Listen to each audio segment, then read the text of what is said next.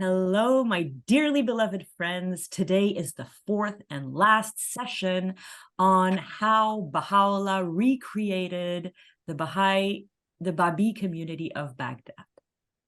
So we're going to start with a prayer, and we have a very beloved friend who passed away today, Liesl, who was 101 years old, or 100 years old, about to be 101. And so I would like to request a prayer for the departed from one of you. Maybe Soraya could give it because Soraya was looking after her. Yes, please. Sure. Hold on one second. Let me see if I can find one. Where it is.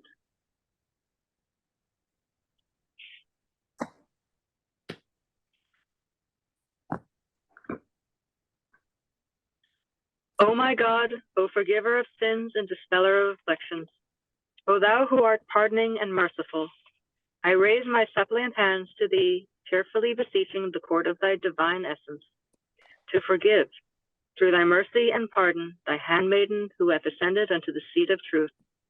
Cause her, O Lord, to be overshadowed by the clouds of thy bounty and favor.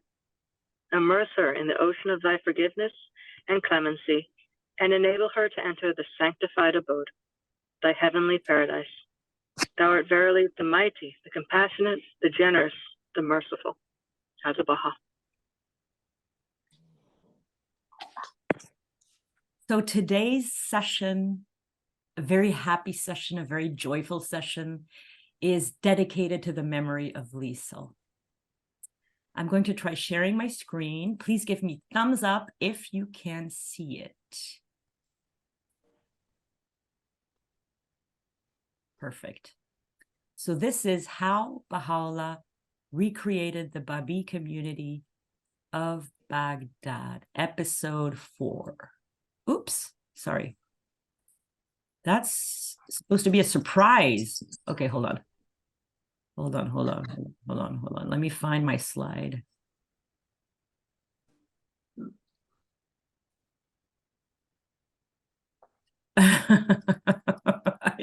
I had it all queued up and the internet decided to play a trick on me. Okay.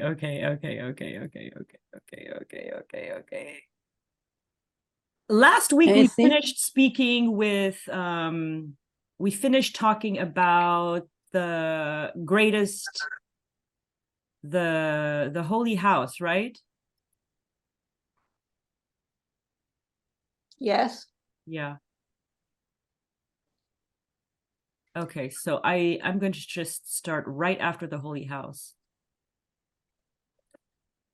This is part 12, and part 12 is going to talk about the prestige of Baha'u'lláh and the Baha'i faith. This is coming after, this is 1863. This is at the end of Baha'u'llah's stay in Iraq, right before his declaration. This is the story of how Baha'u'lláh transformed the Bábí community of Baghdad so much that when he had arrived in 1856, it was broken, humiliated, being spat upon, being insulted. Baha'is were embarrassed, humiliated. They didn't want to leave their house. To now, 7 years later, where they're respected. And we're going to look at their prestige in detail. So one of the things that was really incredible that happened is the story of the inheritance of two distinguished Persians who lived in Baghdad.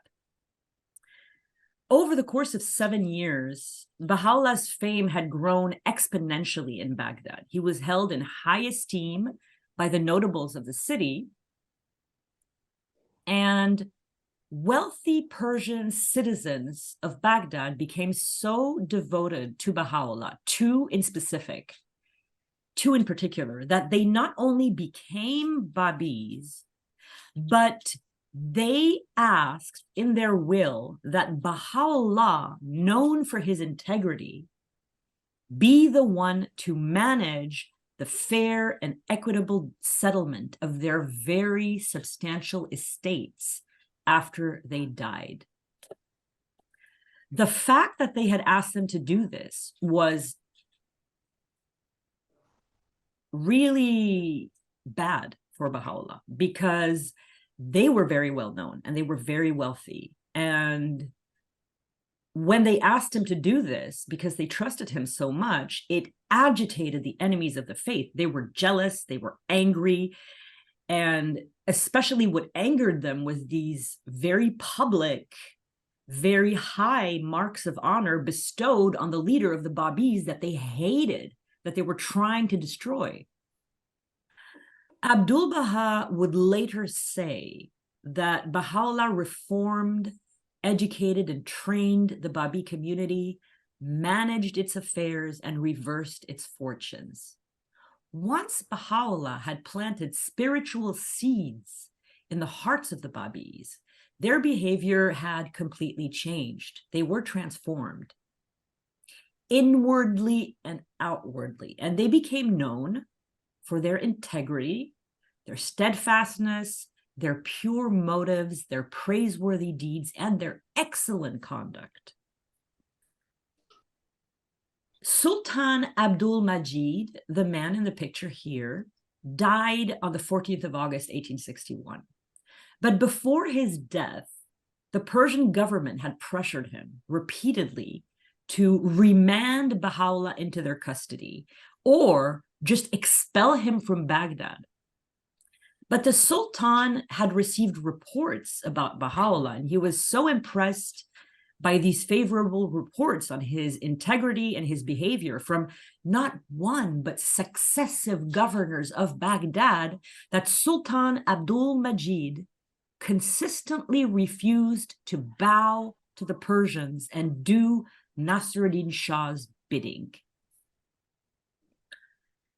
Then, towards the end of Baha'u'llah's stay in Baghdad, there was a wonderful, wonderful governor whose name was Namik Pasha, and this is a photograph of him. He called on Baha'u'lláh to pay his respects. He'd been impressed for a long time with the marks of esteem and worship in which Baha'u'lláh was held, and with how Baha'u'lláh had conquered the hearts and souls of not only the Bábís, but his many visitors and many of the people in Baghdad. Namik Pasha held Baha'u'lláh in such high regard that when he extended an invitation, Baha'u'lláh delegated Abdul-Baha and his brother Mirza Musa to visit Namik Pasha on his behalf. Baha'u'lláh didn't do visits to people. While he was in Baghdad, he never visited anybody in their home.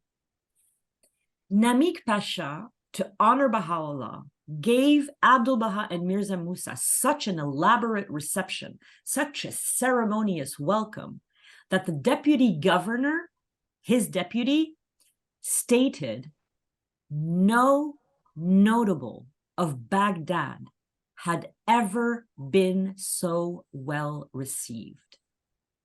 Not long after, Namik Pasha received the decree for a second exile for Baha'u'lláh, the exile that would bring him to Istanbul. He was so heartbroken that he couldn't bring himself to tell Baha'u'lláh, and he ignored 5 successive orders from the Ottoman Prime Minister Ali Pasha, nasty piece of work, who would receive not 1 but 2 tablets from Baha'u'lláh. He delayed informing Baha'u'lláh as long as possible. Now, this is a slide where I'm going to talk about the element of time that is implied when you speak about transformation. A chrysalis needs time to turn into a butterfly. Carbon needs a lot of time and a lot of pressure to become a diamond. A seed takes years to become a fruit-bearing tree. The transformation of the Bábí community from a broken, confused arrangement of disunited people into a cohesive, spiritually united, mature Bábí community ready to become Baha'i took place progressively and incrementally over a period of 7 years. Little by little, day by day, kam, rouz be rouz. Baha'u'lláh made the Bábí community imperceptibly evolve into a nascent Baha'i community, an embryonic Baha'i community, by infusing them with Baha'i principles that the Bab had not himself enunciated. Also operating within this idea of time is that there was a preordained time for Baha'u'llah's declaration.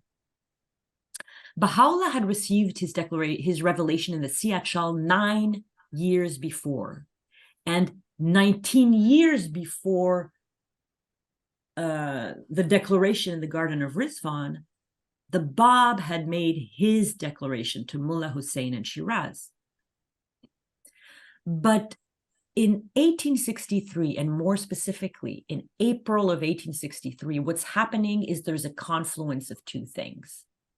The spiritual transformation of the Bábí community of Baghdad into a nascent Baha'i community was arriving at its conclusion. They were ready. And the declaration of Baha'u'lláh, the divinely imposed, preordained time, was also arriving. In one of the Bab's writings, he had prophesied that there should be a delay of time imposed on the declaration of Baha'u'lláh. These are the Bab's words. And though no doubt is there about it, do thou grant a respite of 19 years as a token of thy favor to those who have embraced this cause, may be graciously rewarded by thee. God wanted the delay. He imposed the delay. He ordained the delay. Baha'u'lláh knew about the delay. The Bab knew about the delay. Baha'u'lláh himself spoke of the end of the divinely ordained delay, attesting that when the set time of concealment was fulfilled, we sent forth, whilst still wrapped within a myriad veils, an infinitesimal glimmer of the effulgent glory enveloping the face of the youth. Several things began to happen shortly before the declaration of Baha'u'lláh. On the 22nd of March, 1863, was Baha'u'llah's last Nowruz in Baghdad. This Nowruz festival happened in his farm. He had a farm that his brother Mirza Musa had rented for him out of his love for his brother and how much he knew that his brother loved nature. Baha'u'lláh spent most of his youth outdoors in Mazandaran, in Nur, in the outskirts of Tehran. He was outdoors as often as he could. So this image that you see here is not actually the farm of Baha'u'lláh. It's just the most beautiful picture I could find of the outskirts of Baghdad that looked to me like a place Baha'u'lláh would have liked, but it's not the exact photo. The name of Baha'u'llah's farm was the Mazra'i-Vashash.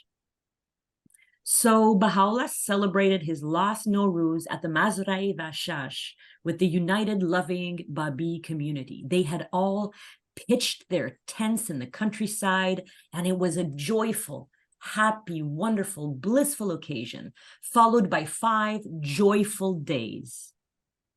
On the 5th day, however, Baha'u'lláh revealed the mournful tablet of the Holy Mariner, an anguished and divine, heartbreaking lamentation predicting all his future trials. And it absolutely broke the hearts of the Baha'is when Mirza Agha Jan exited the tent of Baha'u'lláh after he had revealed it and chanted it to the assembled Baha'is. Bad things were coming. Part 13, the months, Maman?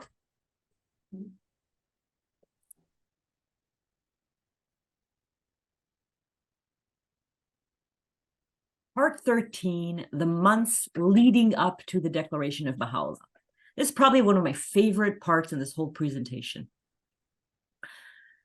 As the moment of his declaration arrived, there is no doubt that Baha'u'lláh was receiving divine intimations, because he began revealing. Divine forces were at play, but there were also changes in Baha'u'lláh. What you have here on the picture is a taj, a tall headdress worn by Baha'u'lláh. Look at the detail of this taj. It's beautiful, the finest embroidery. As Baha'u'llah's declaration started approaching the date of the 22nd of April, Baha'u'lláh changed, and he began to adopt the taj, this tall headdress. His soul was filled with exaltation, and even his demeanor changed. The next bunch of slides are going to be talking about Messianic tablets. Now, Messianic is an adjective that relates to the Messiah, the promised one. So Messianic tablets are tablets that talk about the promised one. From late 1862 to the spring, and more specifically April 1863, Baha'u'lláh revealed Messianic tablets for 6 months. I'm only going to present 7 because I think these are the only ones we publicly know about. But there were many, many more. So what's happening is, with these Messianic tablets talking about the declaration, talking about a great event, talking about Baha'u'llah's station, talking about the maids of heaven, he was stirring up and whipping up the Bábí community into a state of ecstatic frenzy. They were anticipating this declaration, although they didn't know what it would be exactly. So as the weeks between the declaration, the revelation of the Tablet of the Holy Mariner, and Baha'u'llah's departure in May, Baha'is of Baghdad, there were only 30 or 40 of them. They began making all the preparations that Baha'u'llah would need for this 1,600-kilometer journey between Baghdad and Samsun up in the north of Turkey. Because Samsun was, hold on, just one second. I have to reconnect my mom to the Zoom. This is like a technical difficulty of a different order. Okay, password. I hate passwords. 843-740.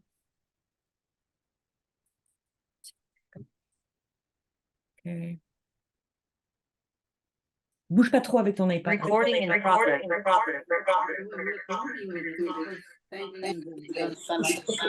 Thank you. Okay. So preparations were being made for Baha'u'llah's 1,600-kilometer journey. So what that means was, there were people who were sewing travel clothes for everyone. There were people who were building howdahs, those little tents that are carried on a horse or a donkey. They were making provisions. They were buying stuff they were going to need. I mean, it was 1,600 kilometers. They only had the food they were going to bring with them.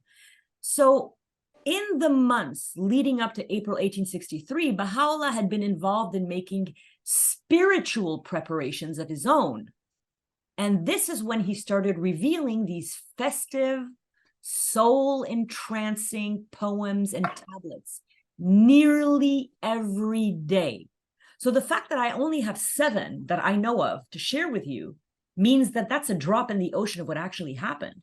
You just have to imagine that for months, he revealed these tablets every day. We only have 7. These tablets were filled with allusions to the unveiling of Baha'u'llah's station, which sent the Baha'is into studying them all night and figuring out, well, what is this allusion? They were also filled with allusions to his approaching declarations. And as you can imagine, the Baha'is were like, what declaration? What is he going to say? The majority of these odes contain references to the Maid of Heaven. The Maid of Heaven was the one who had brought Baha'u'lláh, the revelation on the 15th of October, 1852 in the Siachal. She was the personification of the most great spirit of God's manifestation to Baha'u'lláh. The most great spirit has always existed. For the Zoroastrians, it's fire. For the Christians, it's a dove. For the Muslims, it's the angel Gabriel. For the Jews, it's the burning bush. For the Baha'is, it's the maid of heaven. These odes also bade Baha'u'lláh to lift up his voice between earth and heaven, which is probably why he revealed them so often, because he was bidden to raise his voice between earth and heaven. So now, the effect on the Baha'i community. The effect of Baha'u'llah's unveiled spiritual power, because at this point he'd unveiled his power, and his revelation of these mystical Messianic poems that were soul entrancing, that were festive, that were amazing, that were whipping everybody up in just ecstasy, basically. In the period immediately preceding his declaration, had a profoundly transformative effect on the Baha'i community. It was akin to a spiritual commotion that filled the believers with joy and ecstasy. During those precious months, the believers gathered in Mirza Agha Jan's room, the amanuensis of Baha'u'lláh, and they would light camphorated candles, which means that there was light, but there was also this fragrance of camphor. And they would read aloud and chant aloud Baha'u'llah's joyous, festive odes, his soul-stirring tablets. The believers were so enraptured, they were so fully immersed in the spiritual realms, they forgot to eat, they forgot to drink, they forgot to sleep, and then they looked out of the window and they realized it was noon. On these historic nights, the believers had conversations that revolved entirely around the blessed person of Baha'u'lláh, his declaration, the most great spirit, the news. They were sharing their feelings of joy with each other. And they would say, oh, I met him in the bazaar. I saw him in the street. I went to his home. They immersed themselves for months in the ocean of Baha'u'llah's revelation, engaging in theological discussions and speculating on the exact nature of what it was exactly that Baha'u'lláh was going to declare to them. By the time the first day of Rizvan arrived, April 21st, 1963, the Baha'i community was in a state that can only be described as excitement and rapture. Here are the descriptions of the 7 Messianic poems of Baha'u'lláh from this period that we currently have, in an attempt to portray not only the tone of his revelation, but the subjects he discussed, and to show why people were in such a spiritual ecstasy. As I said before, there are likely many, many more. Maybe some we will one day discover. Maybe some of them are already at the World Center in the archives of the study for the Center of the Texts. Maybe some of them are lost. But I hope that before I die, we discover more. The first was the Lawh-i-Firayjat, the tablet of the immortal youth. This tablet is a commemoration of the anniversary of the Declaration of the Báb. And it was revealed in a mixture of Persian and Arabic around 29th of October, 1862, which was the Islamic calendar's date for the Declaration of the Báb that year. It announced the Declaration of Baha'u'lláh, and it had a rhythmic refrain proclaiming, "This is the immortal youth, come with a mighty cause. This is the immortal youth, come with a transcendent cause." It's gorgeous. Huri-Ujab, the tablet of the wondrous maiden, was revealed in Arabic. And this tablet features the Maid of Heaven appearing unveiled and sorrowfully returning to the spiritual realms of the Abha kingdom when humanity does not heed her announcement. Baha'u'lláh alludes to the unveiling of his glorious station and asserts that the light of his countenance has now been lifted upon men.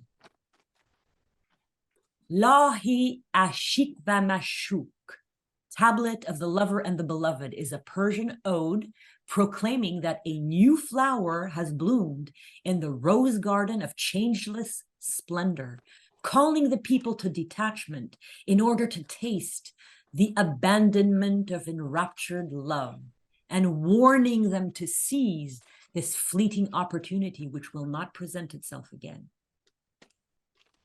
I have very good news for you. These first 3 tablets have been fully translated into English in the compilation Days of Remembrance, which was published in 2017. If you don't own the book, it is on Baha'i Reference Library. You go onto the writings of Baha'u'lláh, you will find Days of Remembrance there.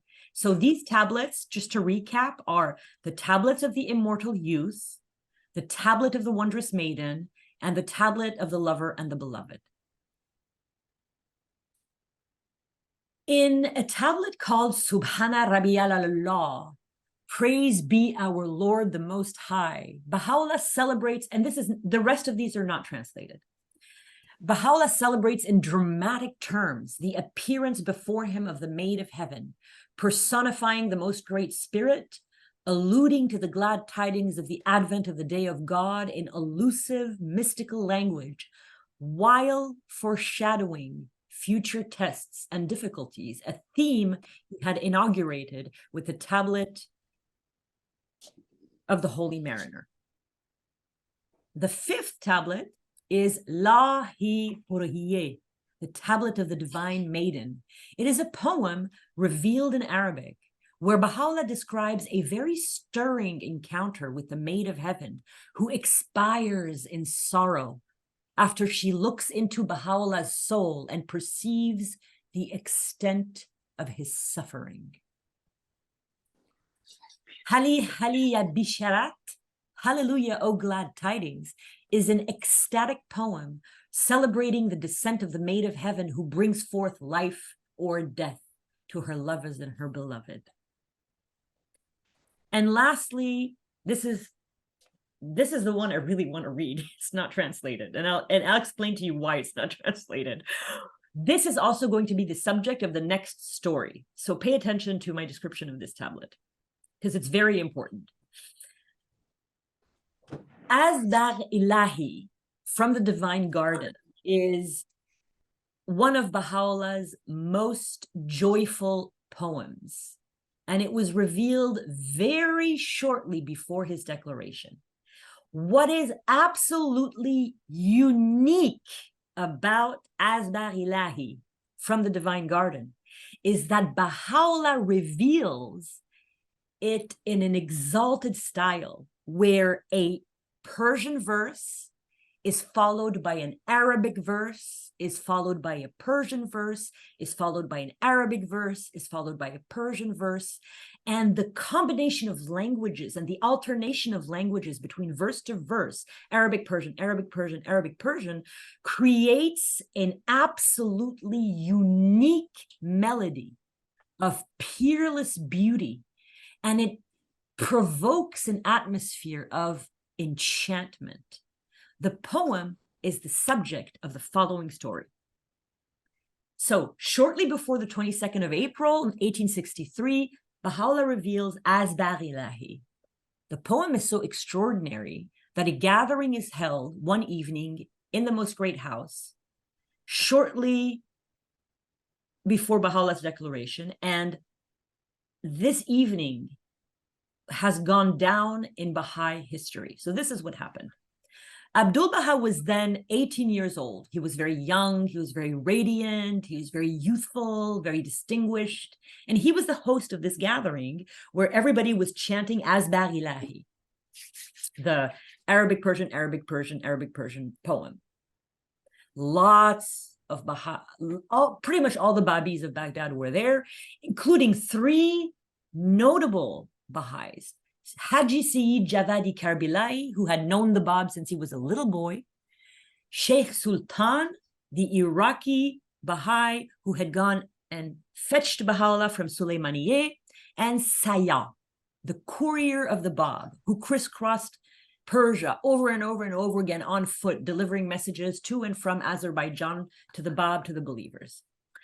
After dinner, the assembled believers began to chant Asbagh-Ilahi, and the emotions grew and the atmosphere became deeply spiritual.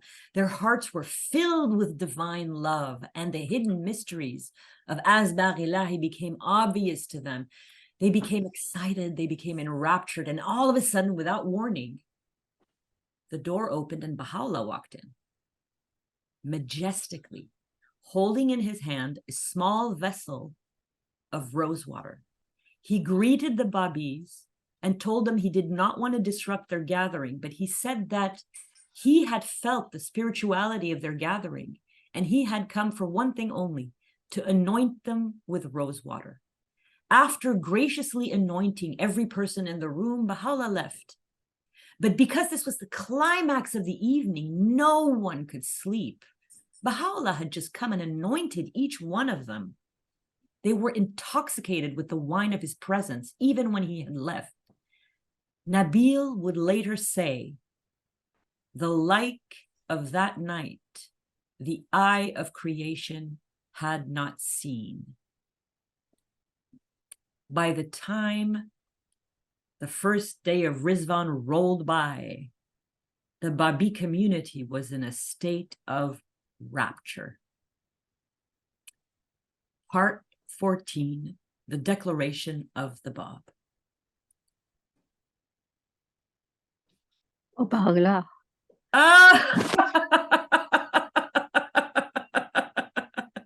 Let me just try that again. Part 14, the Declaration of Baha'u'lláh.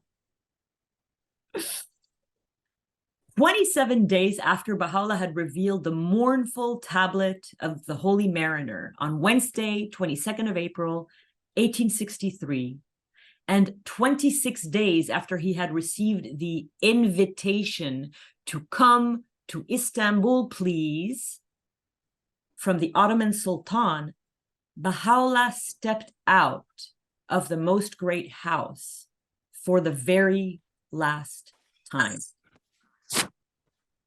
After a decade in Iraq, Baha'u'lláh was setting forth on the first stage of his 4-month journey to Istanbul, his second exile.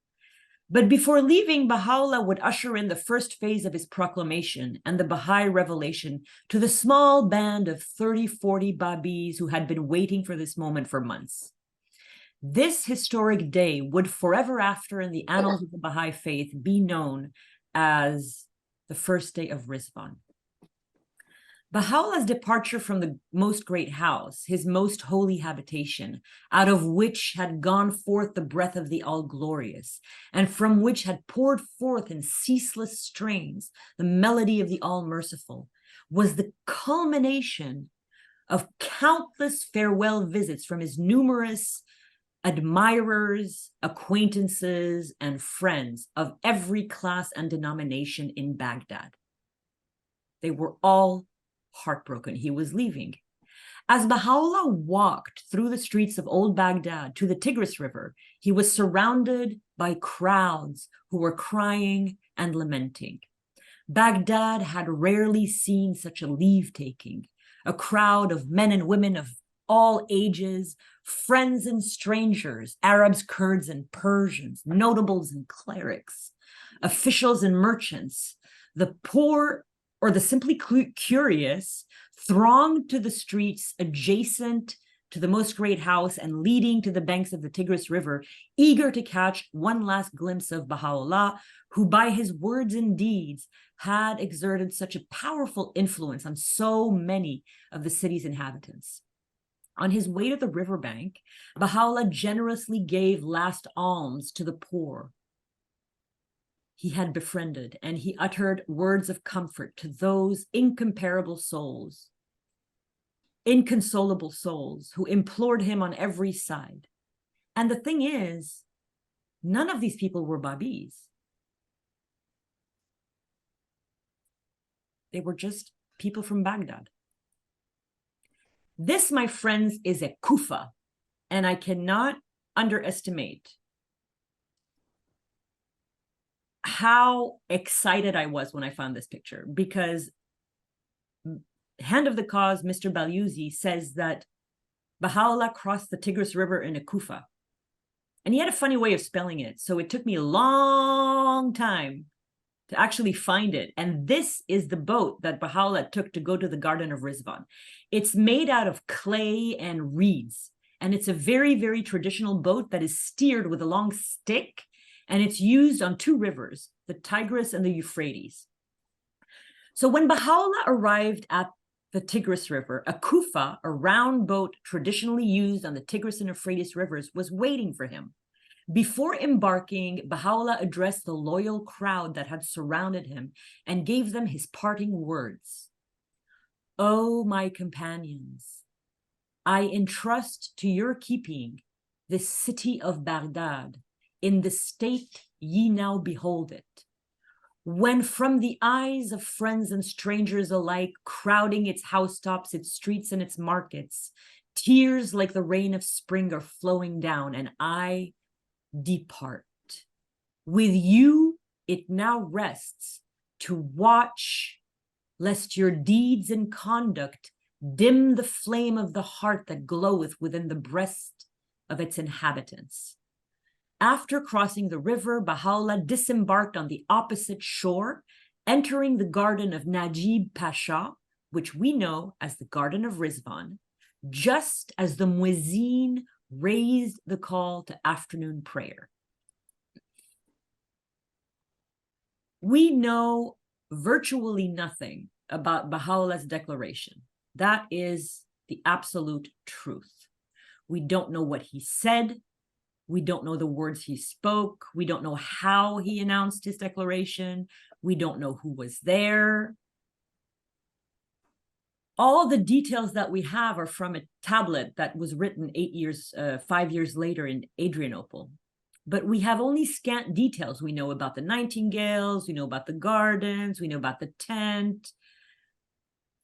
But we do know one interesting thing. We know that the Baha'u'llah's formal declaration occurred at a deeply ominous moment in Baha'u'llah's life, perhaps the least convenient time to make such an important declaration. These are the words of Shoghi Effendi in God Passes By. Baha'u'lláh chose in that critical and seemingly unpropitious hour to advance so challenging a claim, to lay bare the mystery surrounding his person, and to assume in their plenitude the power and authority which were the exclusive privileges of the one whose advent the Bab had prophecies. The thing we need to remember from this is that Baha'u'lláh chose the moment, and the moment was really inconvenient. And I'm going to show you why it was inconvenient. So, Baha'u'llah's in Baghdad. This is the place of his first exile. And he is undaunted by the prospects of the appalling adversities, which, as predicted by himself, are going to happen. So he's in a not good situation already. He's already in exile. But what happens next?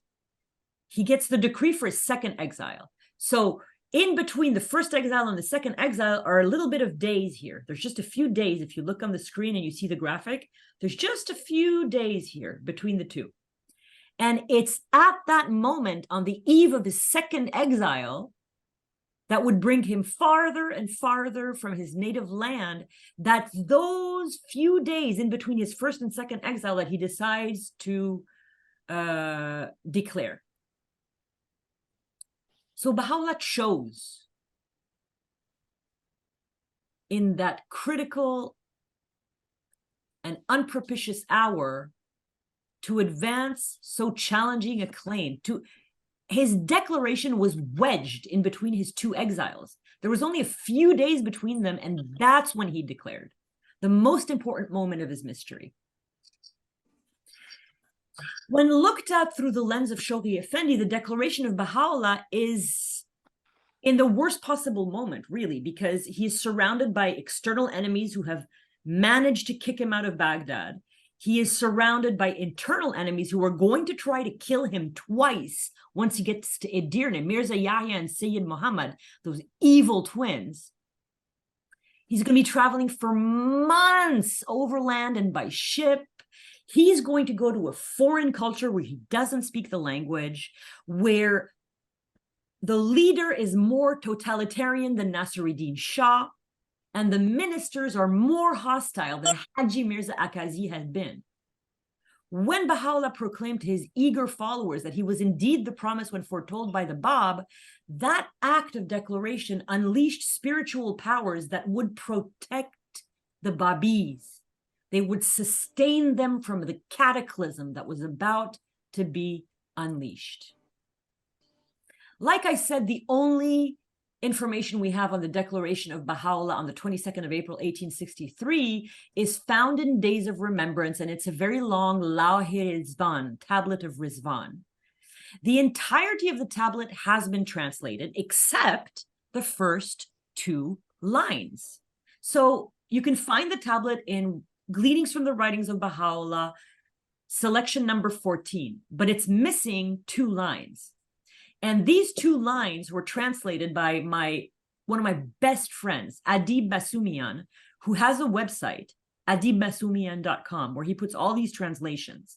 And this is what has not been translated by Shoghi Effendi, and it's an introduction to the tablet. This is a tablet which hath been revealed during Rizvan, so that all may read it on the festival of Rizvan in the accents of God, the all-glorious, the all-wise, in his name which sheddeth its influence, its effulgences upon all that dwell in the contingent realm. I really encourage you to read the Lawh-i-Rizvan after this so you can get an idea of what it must have been like. The Lawh-i-Rizvan, so it's again selection 14 in Gleanings, extols the greatness of this day, the declaration of Baha'u'llah and its spiritual potencies, the unveiled station of Baha'u'llah, the proclamation of Baha'u'llah himself, which Baha'u'llah describes in mystical terms, recounting its effect on everything and everyone, the whole planet, the whole creation, describing how the splendors of God were shed on all created things, and all created things were immersed in the sea of purifications. And it also provides counsels to his followers offered in thematic sections.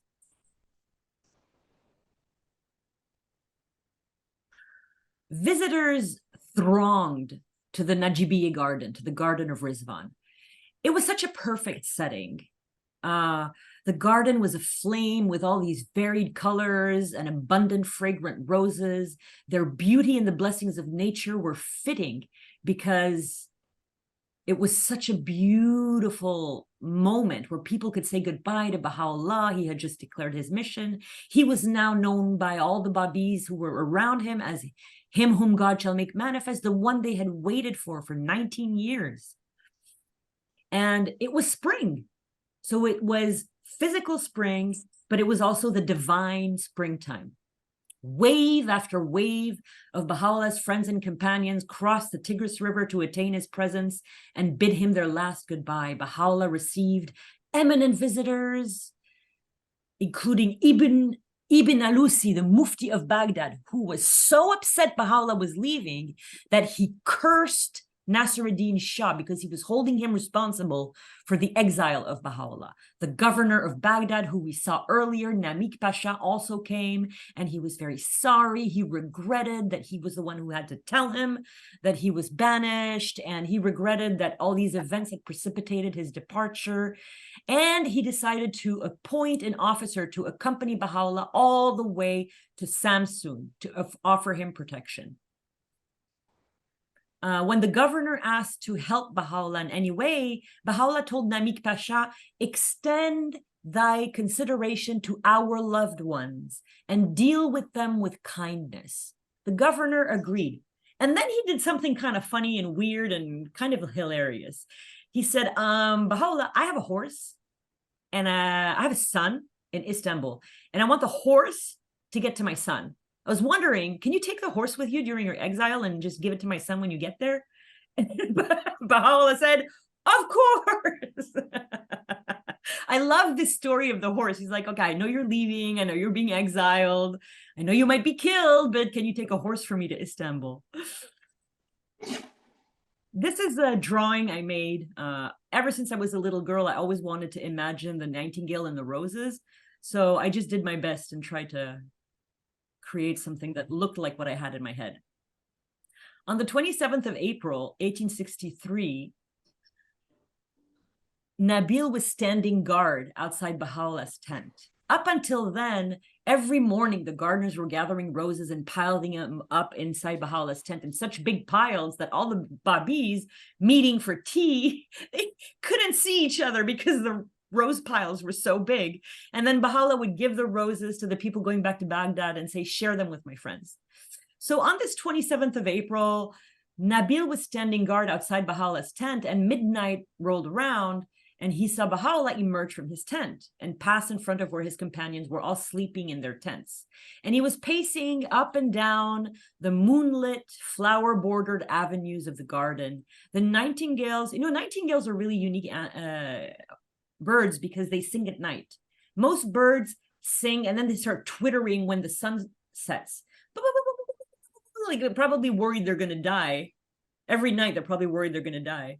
And then they start singing again when the sun rises. But nightingales sing at night. And nightingales are really interesting because nightingales modulate their song. They don't have like a woo, woo, woo. They have an actual song. They're very musical and they have melodies that they sing. They're very unique birds. Anyway, the nightingales were singing so loudly that only those who were standing right next to Baha'u'llah could hear him speak. Baha'u'llah continued to walk, and he started speaking, and he told his friends, consider these nightingales. So great is their love for these roses that sleepless from dusk till dawn, they warble their melodies and commune with burning passion with the object of their desire. How then can those who claim to be afire with the rose-like beauty of the beloved choose to sleep? Nabil stood watch for 3 days and 3 nights, circling around Baha'u'llah's tent, making sure he was safe. And the whole time, he never saw Baha'u'llah sleep. And during the day, he saw Baha'u'llah constantly talking to people.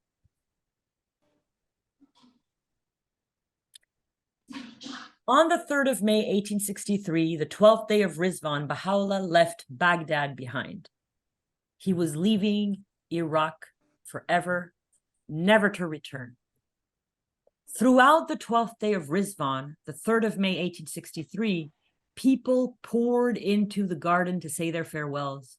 The saddened believers who were remaining in Baghdad, Baha'u'llah told them, comforted them, and offered them words of consolation, and explained to them that the people he was taking with him weren't necessarily deserving. He said, it is better for the cause. Some of these people who accompany me are liable to do mischief. Therefore, I am taking them with myself. When the mules had been loaded, the women and children took place inside, and towards sunset, Baha'u'llah mounted his horse Saudi, a red roan stallion of the finest breed, and the best that the Bábís had been able to purchase for him. Baha'u'llah's departure from the Najibiyeh garden caused such a tumult, people compared it to the Day of Judgment. Bábís and Muslims alike cried, and the notables who were present were wonderstruck by the wave of deep emotion that affected every observer. As Baha'u'llah rode away from Baghdad, he left behind a multitude of bowed heads on either side, countless people rushing in to kiss the hoof of his horse or embrace his stirrups. Baha'u'llah left Baghdad like a king, a fact he himself confirmed in a tablet. He it was who enabled me to depart out of the city, clothed with such majesty as none except the denier and the malicious can fail to acknowledge. Mirza Asadullah Kashani, a very devoted disciple of Baha'u'lláh, and his self-appointed guard during his time in Baghdad, could not let Baha'u'lláh out of his sight, and he ran behind the caravan for 3 hours. Baha'u'lláh dismounted his horse, waited for Mirza Asadullah Kashani, and in his very beautiful voice, filled with love and kindness, told him to go back to Baghdad and start working for the faith with energy. And he added, "Be not overcome with sorrow. I am leaving friends I love in Baghdad." From Bábí to Baha'i, a transformed community. Between 1853 and 1854, when Baha'u'lláh had first set foot in Baghdad, arriving from Persia to his destination of his first exile, exactly 10 years and 15 days prior to his final departure on the 3rd of May, 1863, the Baghdad Bábí community had been an empty shell of leaderless, confused believers. 1854 to 1856, Baha'u'lláh had retired to Kurdistan for 2 years out of a profound desire to avoid being the source of further disunity for the struggling congregation. For 2 years, while his glory was slowly, progressively unveiled to the Kurds of Sulaymaniyeh, Mirza Yahya and Sayyid Muhammad had manipulated, humiliated the community into oblivion. They had desecrated the name of the Bab, and they had brought shame to the Bábí name. 1856 to 1863 transformed. After Baha'u'lláh returned to Baghdad on the 19th of May, 1856, he slowly, methodically, consistently built up both the community and the believers, and gradually unveiled his greatness and majesty for all to see, the Bábís and everyone else. Baha'u'lláh had rained down 7 years of uninterrupted revelation. He had given them vision, had elevated the position of the community, earned the respect of every strata of Baghdad society, from the penniless to the mufti and governor. Okay, Baghdád, you need to mute yourself, please. Baghdád.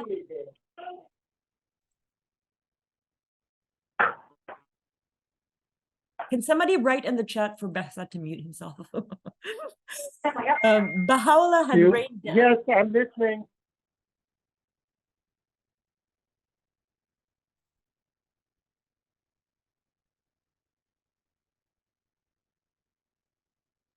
After He just muted. After Baha'u'lláh returned to Baghdad on the 19th of March, 1856, he slowly, methodically, consistently built up both the community and the believers, and gradually unveiled his greatness and majesty for all to see, the Bábís and everyone else. Baha'u'lláh had rained down 7 years of uninterrupted revelation, given them vision, elevated the position of the community, earned the respect of every strata of Baghdad society, from the penniless orphans to the mufti to the governor, and he had left the city with more splendor than a king.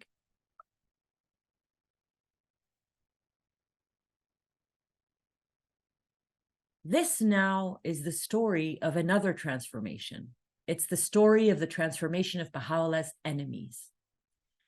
Perhaps one of the most powerful and touching aspects of Baha'u'llah's complete transformation of the Bábí community of Baghdad is not Bábí at all. It is the transformation in the attitude of his inveterate enemies.